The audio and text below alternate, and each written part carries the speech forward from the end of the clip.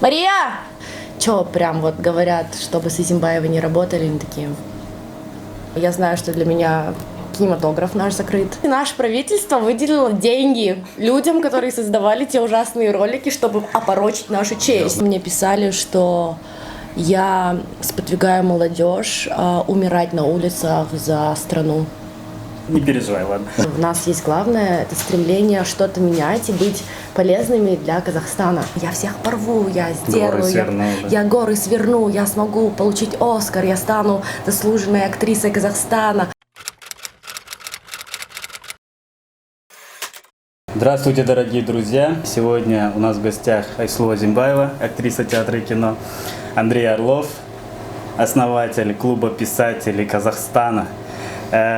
Или наоборот, мы в гостях у Айслу, да? Правильно? Лёжамбыр. Давайте лучше я приду к вам в гости. Да, отлично.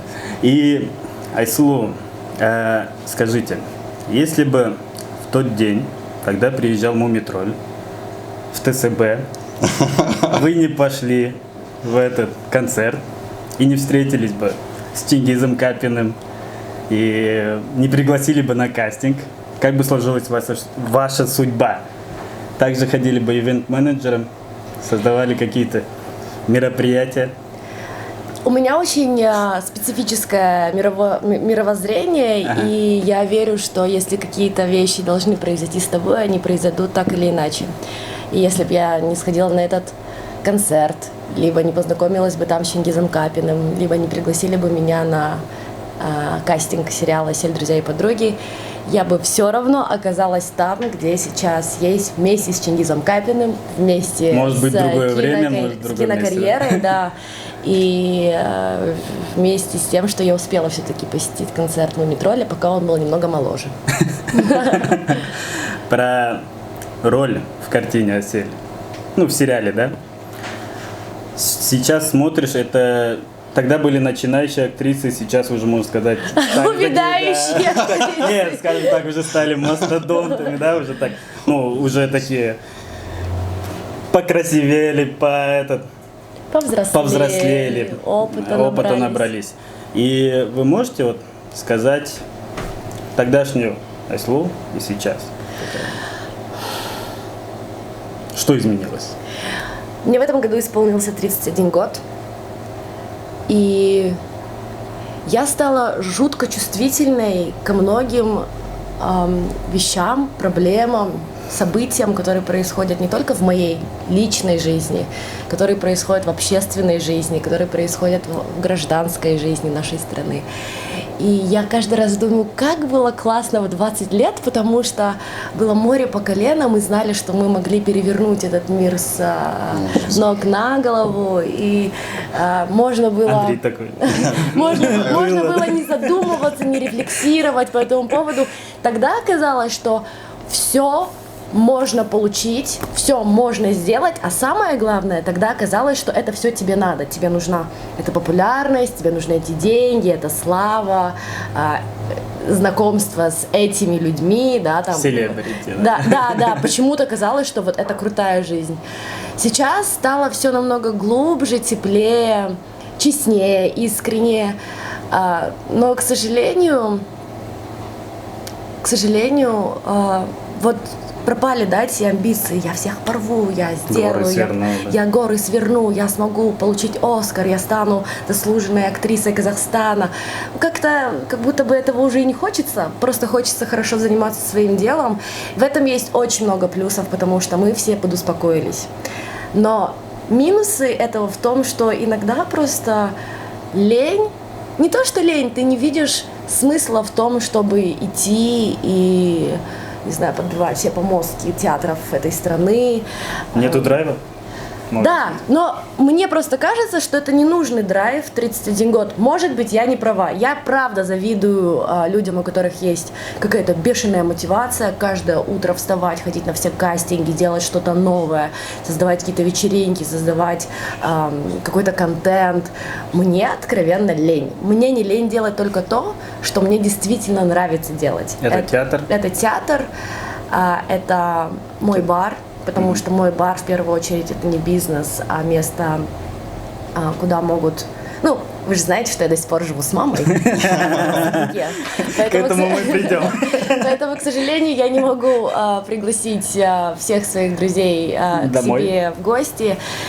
И у меня появилось место, где я могу встречаться со своими друзьями, знакомить своих друзей друг с другом, делать здесь все, что я хочу, да, исполнить гештальт своей молодости, типа оторваться по полной с огромным количеством моих близких. Мне это нравится делать. Поэтому на это у меня всегда хватает сил, времени, денег, как ни странно, путешествовать, да, я люблю, заниматься спортом. А все остальное, оно как бы... Остальное работа. Вторичная. Можно назвать вторичной? Не вторичная. То есть любимое дело, есть работа. Ты безумно можешь любить свою работу, но при этом своим любимым делом ты готов заниматься без дополнительной мотивации. Без денег, без оплаты. Возможно, да, но очень круто, да, еще уметь сделать так, чтобы твое любимое дело приносило тебе какой-то доход, удовольствие и так далее. А когда вопрос касается работы, то я уже начинаю задавать такой вопрос: сколько мне за это заплатят? Сколько времени я на это потрачу? Что я с этого поимею? Ну, я имею в виду поимею, там, выгодно ли мне, допустим, участвовать в этом проекте с точки зрения каких-то новых контактов, возможностей новых проектов, возможности узнать интересных людей и так далее. Но вы же и у студентов снимались, как бы, да? Лучшее, что в моей жизни было во время съемок, это сниматься у студентов, потому что они не хотят срубить кассу с фильмов, возможно, они хотят получить хорошие оценки, но так получилось, что я у таких студентов не снималась. Это были ребята, которые... Искренне. Очень хотели делать свое кино, и благо в наше время сейчас не нужно так много денег, чтобы создать, пусть не большой метр, но интересное произведение, кинопроизведение, и быть даже в почете у жюри мирового уровня. Хотя я очень не люблю сравнивать мировой уровень и обычную публику. Ну, то есть... Там же люди, и здесь же люди. Да, то есть неужели... Возможно, они, конечно, образованнее, знают немножко больше, насмотреннее, но, по сути дела, говорить вот там на Западе круче или там на Востоке круче, я больше ратую за то, чтобы у нас в стране появлялись те авторитетные мнения, которые бы были для меня намного важнее, чем какие-то судьи или жюри разных фестивалей или проектов. Либо не судьи, скажем так, а народ, то есть те, кто ставят лайки в Ютубе, кто ставит лайки в Инстаграме. Или накручивает. Ну, вы же понимаете, что... Хотя тоже это все безумно интересно, как с помощью накрутки можно сделать из продукта то, что может понравиться всем внезапно. Ну, у тебя в рекомендованных вышло. Ну да. Ты такая, круто. Много людей поставили лайки, почему бы тоже не посмотреть? Тимати, там, дизлайки, давай тоже дизлайки. Да, типа, вообще мне понравилось, но всем не понравилось, я, наверное, типа, тоже я хочу быть модным, я тоже поставлю дизлайк. Так и получается, да, что сейчас твой бар, вот как ты говоришь, что не хочется разделять там мировую какую-то там тусовку и обычных людей. Вот твой бар, он, по сути, сплочает, да, людей, потому что я сам здесь... Сколько, 2 недели вот такой тусил. Придя, я смотрю, ну, как бы обычные ребята здесь есть. И там киношники заходят. Вот после этого феста зашел Рашид, да, Нугуманов, если не ошибаюсь правильно. Да, я его видел. Но я такой смотрю, думаю, то есть и селебрити тусуются, и как бы обычные ребята. И никто там не фоткается, ничего такого не происходит. Просто вместе пьют. Просто реально домой зашел. А вам не кажется, что сейчас такое время, что люди не должны делить? Ну, типа, мы же живем не во время феодального строя или там не по кастовой системе. Нет, в Алмате просто местные привыкли к этому. Я понимаю, но ведь поэтому я в этот бар и несу идею того, что все равны. Если проводить хорошо время вместе, то какая разница, чем ты занимаешься, сколько у тебя денег. Цены у нас здесь достаточно адекватные, поэтому, мне смысл, да, сюда приводить только платежеспособную публику или не платежеспособную, никто не хочет, все-таки бизнес, но к тому, что здесь создается намного больше, и это важнее. И я тоже не хочу, чтобы меня оценивали по рангу, вот она скороносная, у нее там такая-то премия или не такая-то премия. Если ты талантлив, то это принимает народ в первую очередь. Я имею в виду те, кто за тобой следят, кто смотрит, кто читает, да, твое творчество, а не определенная кучка народа, которая сказала, нам это нравится. Да. Ну, это как и в писательстве, то же самое. Есть там, скажем, своя там каста, которая постоянно кого-то выбирает, а сейчас о другом. Союз писателей. Да, насчет бара. Ты говорила в интервью как-то в одном, что тут создаются истории какие-то. Вот какой, не знаю, яркий пример расскажи какой-нибудь, что здесь создалось такого? Какая-то история, не знаю, что Я, было. к сожалению, не знаю, чем они заканчиваются, но здесь очень много людей познакомились друг друга и создали отношения. Мне кажется, когда создается любовь, это самое важное. Познакомились люди и... Может, Андрею тоже повезет, да? Может. Познакомились люди и создали совместные проекты какие-то вместе. Это место излюблено киношниками и видеомейкерами. Они любят здесь снимать клипы, интервью, кино. Знаете, так интересно, что вчера разговаривала с одним из соучредителей бара, и он сказал, он знаком со всеми барменами города, и он сказал, что наше место — это всегда топ-место, куда приводят иностранных барменов, которые сюда приезжают в гости, либо на фестивале, либо просто по приглашению, чтобы они пришли посмотреть, как у нас тут. То есть, по сути дела, наш бар, он... Я имею в виду коктейли, которые тут подаются, они ничем не особенные, то есть они не сказать, что такие прям изысканные. Но он сказал, что это место находится в топе. Про наше место писало очень много изданий, как «Дождь», как... Жамбер, «Дождь». Ну, российское издание «Дождь» я «Дождь», всегда читаю. как BBC, «Жазира». Ну, то есть... Понятно, концепт что крутой, да, он мы, цепляет. я понимаю, что мы попали туда не по причине того, что мы классный бар, но по причине того, что здесь собираются люди, Магнит которые, своего рода место. да, которые, возможно, где-то создают некую историю. Этот бар открыт для всех, как и для людей искусства, культуры, так и для обычных служителей закона, либо правительства, на правительство, кто работает, студенты, звезды. Мне все равно. Мне настолько все равно, потому что я их всех лично знаю через Инстаграм. Ну, как вы понимаете, то есть ближе, чем Инстаграм, может быть, только общение тут. Да, сторис. Ты видишь везде. Секундочку, ребят, можно сделать небольшую паузу? Мария! Проект Абай 45, да, аудиокниги. И в этом году Абай 175 лет, уже хэштеги идут. Крутой был проект, я пытался ее найти, скачать. Мы его закрыли 3 года назад, это было общее решение, потому что, во-первых, нужно было постоянно апгрейдить для новых операционок. Честно, этот проект удивительный, потому что мы в него не вложили ни тенге. Он в 2013 году был, да, запущен? Да, в 2013 году мы его запустили, 45 молодых кинематографистов принимали участие. Куат Шильдибаев нам дал музыку для озвучания каждого, для озвучания каждого слова. Мои друзья нам предоставили студию, на которой мы все это записывали. То есть все было сделано очень круто, но, к сожалению, я понимаю, что 4 человека... Знаете как?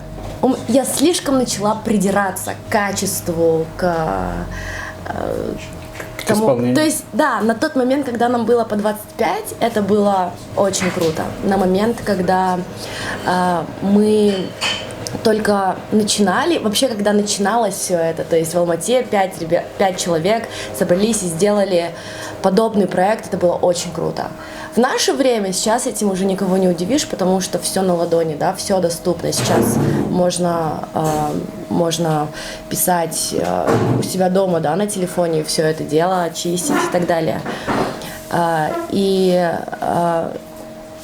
Я думаю, что если вдруг кто-то захочет продолжить или делать подобный проект, даже к юбилею 175 лет, то дай дорогу молодым. Почему бы нет? Потому что, мне кажется, я уже не настолько чувствительна к переменам во времени, что если я это сделаю, то это будет больше похоже на, какой-то хайп, типа, сделаем сиквел или запишем вторую часть. Или там второй перевыпуск. Да, потому что у меня уже есть возможности и силы сделать намного качественнее. Но тогда идея заключалась в том, что это было создано так: а давайте, быстро все это собрали, нас все поддержали, и у этого проекта не было ни одной проблемы. Я имею в виду такое, чтобы он там остановился или заморозился на какой-то период. Поэтому я этот проект очень сильно люблю, и я считаю, что то, что мы его вовремя успели закрыть, но память у нас до сих пор еще есть. Не, вообще он крутой был. Даже тоже когда образы сделали, каждый актер там в образе видных деятелей Казахстана, казахских, да, персон вообще круто. И тех, то есть там были не только казахстанская интеллигенция, там были образы разных народностей, этничностей, которых ссылали в Казахстан, которые проживали на территории Казахстана, что, в принципе, сделало, я думаю, нашу, современную нацию такой, какие мы есть. А вы в жизни применяете слова? Конечно. Назидания Абая? Каждый раз, когда что-то происходит, на самом деле слова назидания Абая, они очень, скажем так, они не про величие, они про то, чтобы мы помнили, как создается. Это мое ощущение о том, как создается величие нации. Чтобы мы не забывали, да, некоторые вещи. Минусы, плюсы. Да. И каждый раз, когда происходит какая-то вещь, которая очень, скажем так, вещь, которая могла бы произойти только у нас в стране, я сразу начинаю вспоминать слова Абая, и тогда он задавался этим. И тем не менее, почему-то она до сих пор актуальна. То есть, мне кажется, его философия была велика в том, что он зрел в корень. И мне хотелось создать этот проект, чтобы каждый из молодых мог вспоминать это и говорить: о, нет, я так не буду делать, потому что иначе это никогда не уйдет из привычки.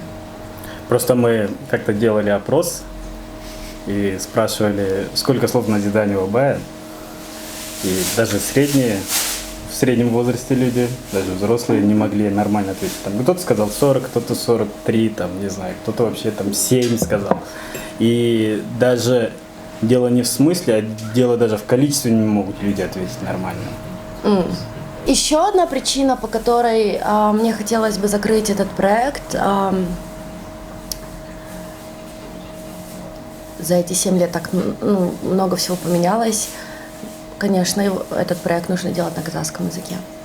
Было очень много комментариев в ту сторону, но за 7 лет, я думаю, казахский язык приобрел не большую массовость, но, во всяком случае, в статусе он очень поднялся. Да. И я считаю очень важным тот момент, что все-таки даже я, не говоря хорошо на казахском языке, понимаю, насколько важно сейчас остро стоит вопрос. Больше, делать контента на казахском языке, больше писать на казахском языке, больше переводить на казахский язык, больше создавать очень тонких современных вещей на казахском языке. Не так, что если это было создано на казахском, это уже модно. Нет. Чтобы это было хорошо продумано и сделано, но на казахском языке. То есть так, чтобы даже русскоязычная публика могла заинтересоваться в этом проекте, и у нее была мотивация, было желание изучать язык. А не так, что мы разделяем с помощью языка, что ну вот это для казахскоговорящих, а это для русскоговорящих людей. Мы живем в одной стране вообще. Поэтому, да, я согласна, что нужно делать проект, приглашая туда, наверное, 90 людей, 45 на русском, 45 на казахском языке. Помните этот? В начале года же был, когда Байдельда говорил про Абая. Типа, если бы он жил сейчас, он был бы как блогер, что-то в этом роде. Вы слышали эту тему? Нет, не слышала эту тему, но я помню, когда мы создавали визуал для нашего проекта, мы сделали, мой очень хороший друг Диас Мурзабеков сделал очень хороший визуал Абая. Он был похож на трафаретный рисунок образа Абая, ну вот как делают же граффити. Эту идею мы взяли, этот рисунок, правда, был где-то у нас в городе, его, к сожалению, уже закрасили, но когда его закрашивали, я помню, позвонили нам, хотя это не наших рук рисунок, спрашивали, говорят, ребят, мы просто хотим там сделать мюрал большой, вы же не обидитесь, если мы закрасим то граффити.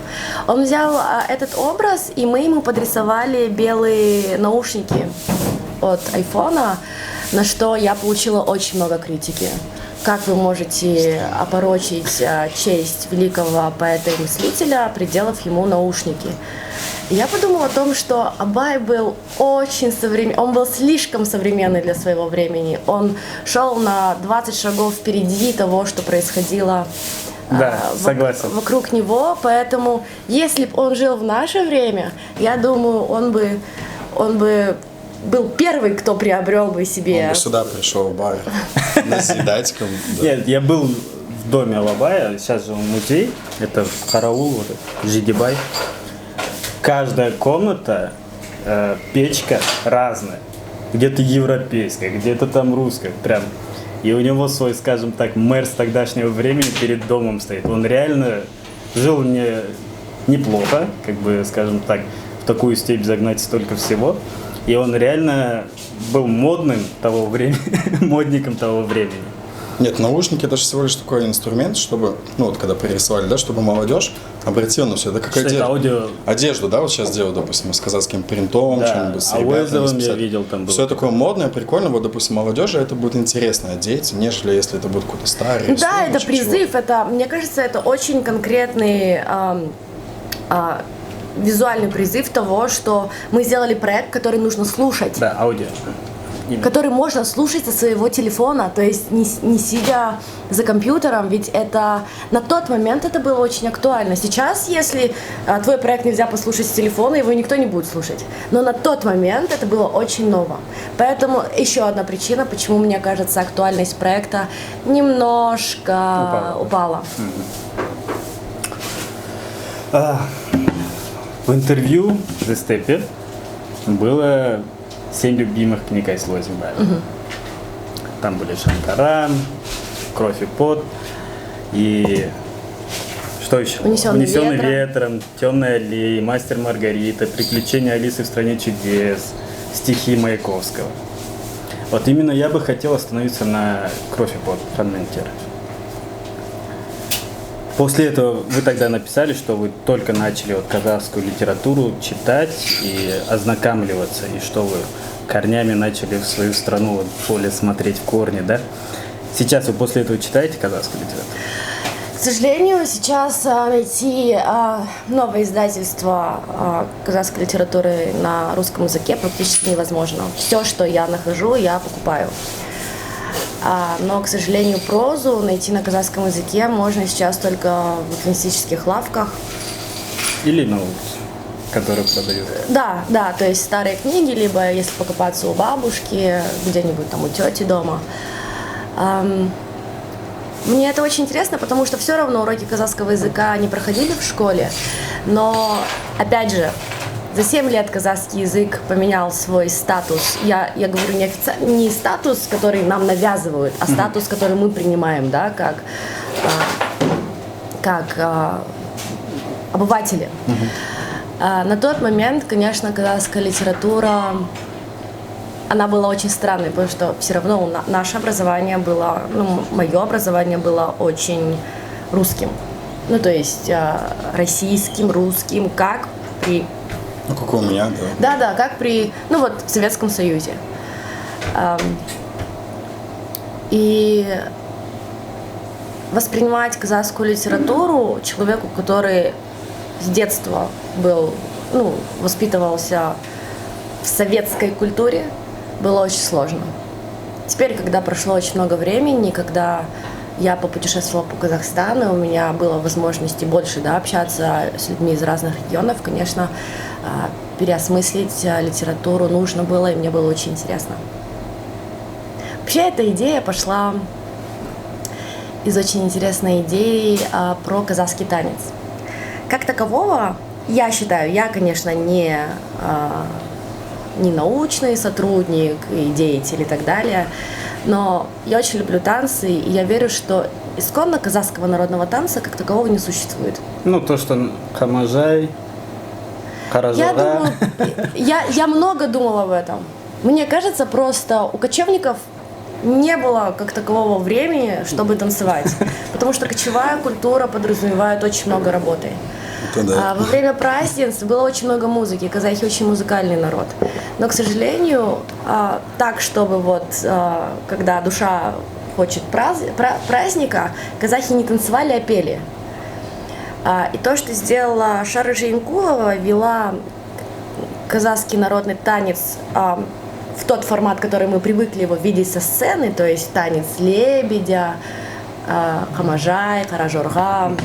Это все достаточно академический стиль. Даже Каражорга-то он тоже относительно недавно пришел. Но Шара Жейнкулова тогда уже ставила Каражорга на сцене Лозовского театра. Насколько я читала историю, может быть, я где-то не права. Как моя подруга говорит, хэштег, но это не точно.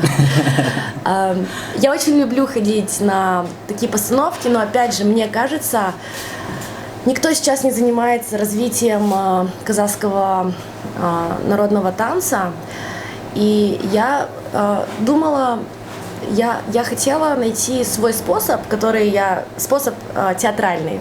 Вот в Артишоке меня научили способ лаборатории экспериментов, как находить новые форматы и новые формы, попытаться понять, что присуще пластике казаха. То есть, понятное дело, что это лошадь, почему такой ритм, в казахской музыке нет ни квадратов, как мы привыкли. 1, 2, 3, 4. То есть в казахском такого нет. Более реже. Он очень специфический. То есть, когда мы слушаем домбру, мы не можем уловить такую четкую, строгую последовательность. Все лавинно, да? Да, то есть так же, как скачет лошадь, она не может скакать постоянно в одном и том же темпе. И попытаться через методом наблюдения за животными, за кочевыми казахами найти новое тело. То есть не создать народный танец не один человек создает, но попытаться найти новую форму казахского танца. Поэтому я начала читать очень много не истории. Я не знаю, кто пишет историю. То есть из тех книг, которые, к сожалению, то есть понятное дело, что есть Гумилев, который, я не знаю, зачитают ли местные историки, то есть что он пишет про евразиатство, то что. Да, есть Олжас Сулейменов, есть историки, которым платит Министерство образования за то, чтобы они писали что-нибудь для студентов и школьников Казахстана. Но у меня много к этому вопросов, поэтому я решила сделать некое свое исследование через книги, которые очень, я думаю, очень искренние. И «Канментер» — это та книга, по которой можно очень хорошо уследить ту романтику и то ощущение истории, которая проходила в то время. То есть ты сразу начинаешь... Просто я такой человек тоже, человек искусства. Ты читаешь, и ты улавливаешь ритм повествования, ты улавливаешь... то есть степень, ну, как бы громкость, да, повествования. Я знаю, я говорю сейчас непонятными терминами, но мне для себя это понятно. И через все это я хотела собрать некие образы для себя, чтобы сделать проект, где можно было бы сделать некую... Ну вот, есть опера, возможно, балет, но балет мне тоже не нравится, слишком устаревшее слово для того, что я хотела бы сделать. Такой физический эксперимент. Перформанс? Нет, не перформанс, прям целый спектакль с либретто. Но понятное дело, что я не могу создать сама это в своей голове. Мне нужны люди. Профессионалы. Не профессионалы, просто люди, с которыми я была бы на одной волне и могла бы им объяснить идею, и они бы начали создавать это внутри себя. Я знаю, как это работает, это практики мировые, как создается новый театр, как создаются новые перформансы, новые... Не шоу, возможно, но это никогда не зависит от одного человека. Поэтому эти книги мне в помощь, разговоры с историками, разные мнения. Я бы очень хотела сделать проект, но понятное дело, что нужны какие-то единомышленники, и нужна, я думаю, поддержка некая финансовая, потому что я уже, опять же, не в том возрасте, когда я просто своих друзей соберу и могу сказать: так, короче, бесплатно все делаем. И просто фигачим в течение полугода-года вот этот эксперимент, чтобы... И кушаем роллтон, да? И кушаем роллтон, да, и делаем это желательно где-нибудь на улице, да, если нет дождя, чтобы создать проект, который мне интересен в первую... То есть представить культуру казахов, кочевников в совершенно ином формате. Что изменилось после того видео, вот вашего, вот когда оно летом вышло?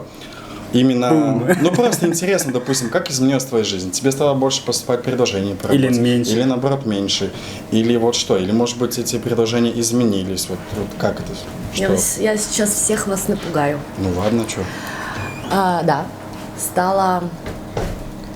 Ну то есть это доходило до таких случаев, когда я приезжала специально в Астану на интервью, и мне в день говорили: Исулу, вас не будут брать интервью.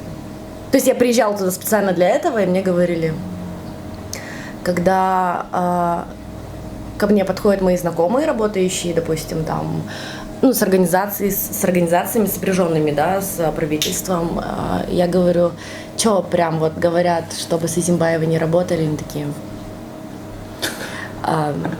Что еще? Ну, то есть я знаю, что для меня кинематограф наш закрыт, что, возможно, некие коммерческие организации будут, ну, со мной работать, но на уровне, если, возможно, их руководство не скажет, что, типа, вот нам политически...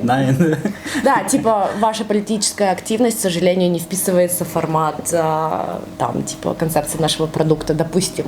Я их очень понимаю. Но все, что не убивает, нас делает сильнее. Благо у меня есть мой театр, мой бар.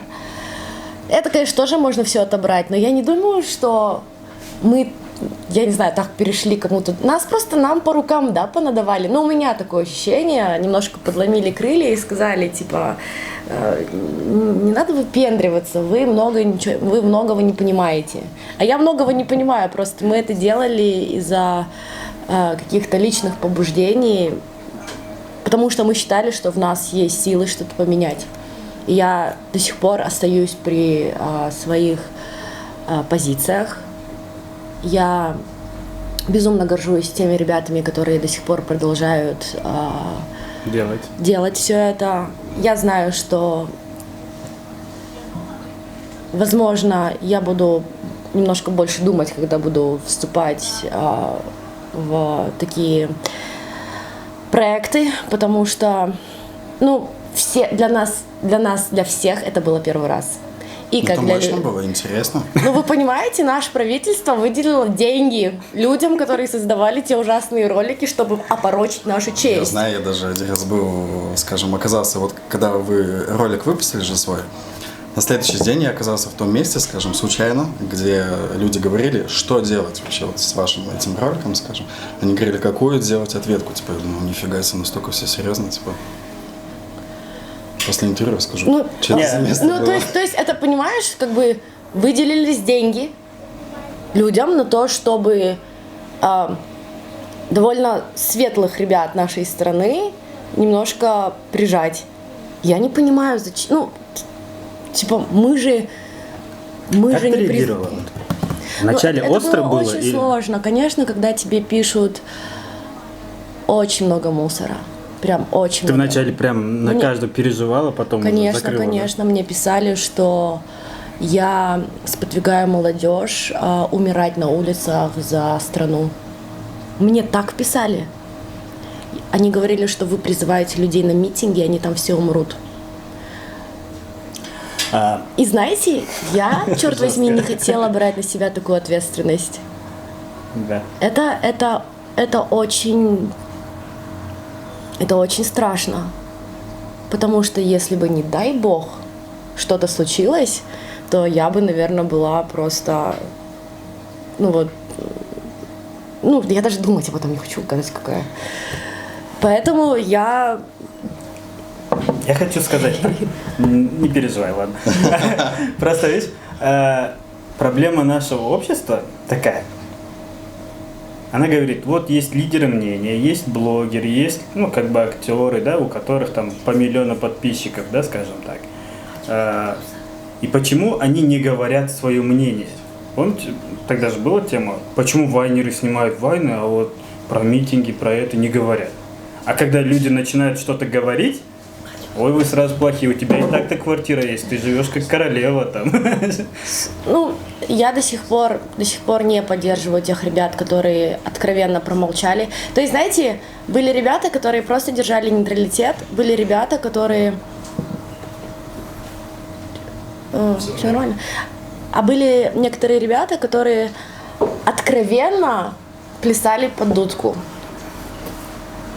Мне кажется, с тех пор мы кое-что смогли поменять. Я говорю про всех тех, кто в тот момент зажегся, да, в какой-то степени что-то менять. И нам никогда за это не будет стыдно, я уверена. А вот вопрос, будет ли стыдно тем, кто откровенно говорил, как у Тимати, да, просто в России, наверное, немножко больше есть опыта прохождения таких штук, то есть когда он откровенно начал говорить, что выходить на митинги или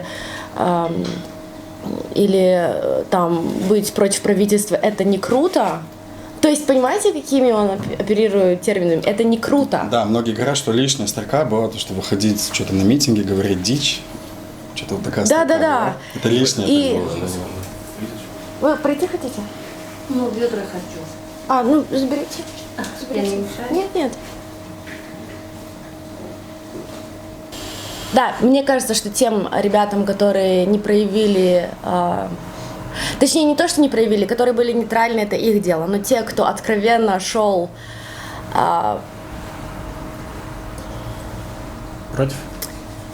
против нас, возможно, им когда-нибудь станет Это стыдно. вопрос времени, мне тоже кажется, что сколько-то там лет, не знаю, чего-то пройдет, и потом, да, конечно. Хотя тоже, да, я сейчас не хочу никого шеймить, и я просто, да, не буду общаться с некоторыми людьми, но мне кажется, то, что мы сделали когда-то вместе с ребятами, это был очень большой акт проявления патриотизма и любви к своей стране, когда мы говорили, что нам не все равно. Я была в Грузии, я была в Киеве, в Тбилиси, в Киеве. Я была в Тбилиси, я была в Киеве. Я видела, как там люди, насколько они чувствительны к переменам, которые происходят там. И мне кажется, нас все равно объединяет одна история. Мы все из постсоветских стран, насколько там людям не все равно. И я думаю, что это наше право говорить, потому что мы не преследуем каких-то там интересов кого-либо. Это просто акт и проявление, возможно, слишком смелое, своей гражданской позиции. Она достучалась как бы для людей. Я очень надеюсь. Просто, что касается меня, конечно, нужно понимать, насколько я готова полностью всю себя выложить для этого. А это сложно, потому что ты не знаешь, какую тебе подкинут просто в следующий раз. Я не знаю, да, что ждать, как плоды всего моего творчества и плоды моей работы, не в плане популярности или там тех денег, которые зарабатываю, могут в один день вот так вот просто в смятку раздавить тебя. И я не могу понять, зачем. Типа, неужели я что-то делаю такого плохого? Или там не только я, да, кто-то из этих ребят, чтобы нужно было нас так раздавливать, не думая о том, что мы могли бы сделать намного больше еще, потому что в нас есть образование, в нас есть осознанность какая-то, в нас есть главное, это стремление что-то менять и быть полезными для Казахстана. Мы все ребята, которые не свалили из этой страны, когда у нас была возможность, а мы хотим делать что-то лучшее. Поэтому меня, конечно, вся эта история очень сильно обижает и очень сильно внутри задела. Но, видимо, нужно жить в любви, нужно как-то двигаться дальше. И я уверена, что у нас еще будет возможность сказать что-то больше.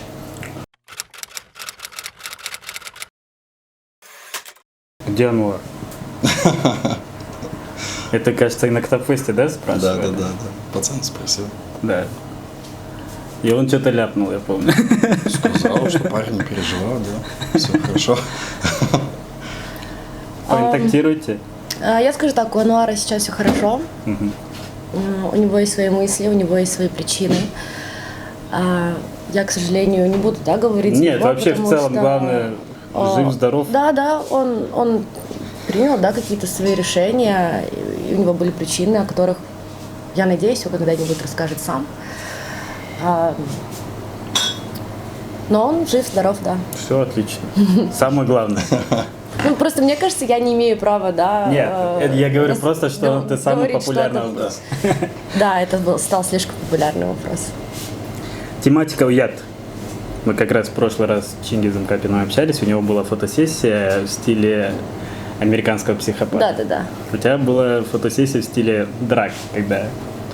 Правильно? Драг же называется? Да. Когда мужчина переодевается в женщину. Да. В твоем случае ты переоделась в мужчину, потом в женщину, да? Что для тебя яд, а что не яд? Вообще, я последние лет 5 очень сильно пытаюсь избавиться от насаженных на меня стереотипов, стыда, что касается там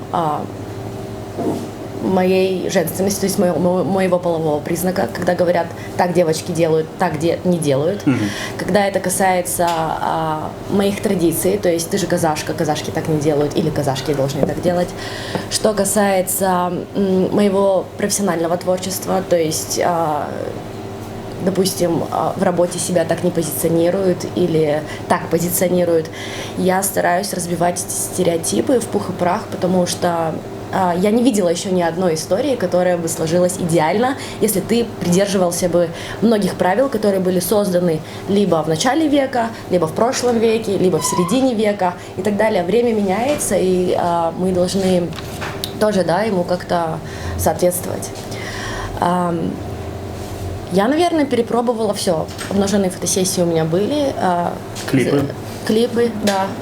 И этим пытались, да, меня вот так вот, типа, она снималась голой. Да, черт возьми, это же не из моего личного архива, да, этот клип ротировали. Айфон взломали, да? В 2012 году, 7 лет назад, уже 300 раз все это обсудили, вот 19, Короче, у них очень плохой отдел маркетинга. Они пытались замутить какое-то министерство маркетинга, наверное, вложили туда кучу денег. Вчера я как раз очень плохой, очень плохой. Я сходила на шеститысячники, и это не бабская штука. Хотя я сама не люблю так говорить. Этим могут заниматься все, кто хочет. Если тебе хочется, ну вот, допустим, мне очень понравилась моя идея с драг, тем, что это твоя идея была все-таки, да? Да, мне очень импонирует культура травести, культура трансвеститов, гендера, потому что это такой очень сложный вопрос, который меня лично не касается, но это так я просто понимаю, насколько люди могут быть не свободны внутри, если на них надевают какие-то стереотипы того, кем они должны быть. Одинаковые, общие? Да, то есть если ты мальчик такой, если ты девочка такая, девочки, которые одеваются мальчиками, они какие-то ненормальные, мальчики, которые одеваются девочками, тем паче. Тут я попыталась сделать девочку, которая попыталась быть мужчиной, который одевается девочкой. Это очень интересно. Да.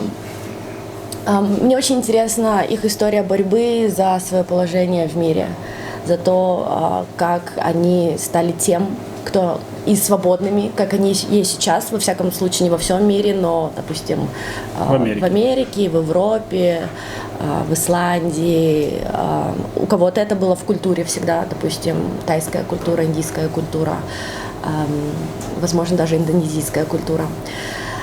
И потому что история борьбы за свободу, она, в принципе, везде одинаковая. За свободу территориальную, свободу политическую, свободу сексуальную, свободу гендерную, я не знаю, но она просто всегда, эта история очень интересна. Поэтому я очень поддерживаю эту борьбу у людей за свободу, в чем бы она ни проявлялась. Как раз про шеститысячник. У тебя вот вопрос. А что, есть еще планы о Хантенге рассказать? Я еще, знаешь, вот в горах живу, вроде бы не очень сам по себе горы люблю. Очень редко туда хожу, но вот посмотрел то, что пару интервью, где вот вы рассказывали с Ануаром, как поднимались, как все сложно было, и про то, что сколько всего потом меняется, да, вот внутри ты рассказывал, что вообще прям, вот, не знаю, там такая свобода люди после просто гор. равнинные. Да, и вот прям, ну, типа, я сижу, думаю, блин, ну что же там к чему-нибудь подготовиться, к какому-нибудь восхождению. Я никогда вообще ни на один... Я Актибинском, Павлодарском. Я ни на один пик не поднимался, еще там выше, чем Блака не ходил, и для меня это туда-то подняться было. Хочешь еще туда сходить? Я хочу, но я вот прошло в июне, да, я делала восхождение на Казбеке в Грузии. Прошло сколько, 3-4 месяца, с Хана прошло чуть больше года. Ой, мне кажется, это так все страшно, и так не надо хочу себя повторять, мучить, да? и... Опять же лень. Не лень, это просто, это я не знаю, сколько нужно иметь сил. То есть вряд ли, если ты в 50 лет решишь это сделать, вряд ли будет столько сил. Просто сейчас я понимаю, что это правда нужно готовиться, это очень тяжело. Это так тяжело, что задается вопрос, да, ставится вопрос, типа, зачем? А в первый раз согласилась из-за того, что, ну, не знала, да, скажем? Нет, я начала ходить в горы уже давно, и я знала примерно, на что я иду, просто хотелось. Это удивительно, потому что я никогда не хочу делать восхождение, но когда я в горах, я думаю, обалдеть, это лучшее, что со мной могло произойти в жизни. Поэтому я всегда ленюсь и говорю, что я не буду этого делать, но у меня-то дома есть, да, уголок с моей экипировкой, с куртками, с ботинками, который всегда готов быть использованным. В службе готов. Насчет этого фильма. Там у вас было в спонсорах Акимат Алматы. Алматинской области. Алматинской области, да? Чем они помогали? В общем, они были сами инициаторами. Это они вам предложили? Они предложили Ануару вместе с кем-нибудь, кого он выберет. Сейчас, секунду. Да, вытаскивайте или там что? Запусти туда или что он хочет? Они были инициаторами этой экспедиции, то есть они предложили Ануару снять интересные ролики про Хантенгри, но Ануар пошел немножко больше, он нашел спонсоров, которые нам бы еще помогли снять документальный фильм про это. То есть они нас приглашали больше как блогеров, но Ануар... Это как была туристическая идея? Ну, чтобы развить туризм, у нас Да, как то есть, по обычно сути под дела, лозунгами идут. да, чтобы развивать туризм Южно-Казахстанской области. По сути дела, нас никто не заставлял подниматься на Хан. То есть они больше хотели, чтобы мы рассказали о самом маршруте, о том, что нужно из одного лагеря перелетать в другой, что можно походить в окрестностях, что там есть большой ледник, что это граница между Кыргызстаном и Казахстаном, что есть самая высокая гора, которую, в принципе, достаточно было снять просто у подножья горы.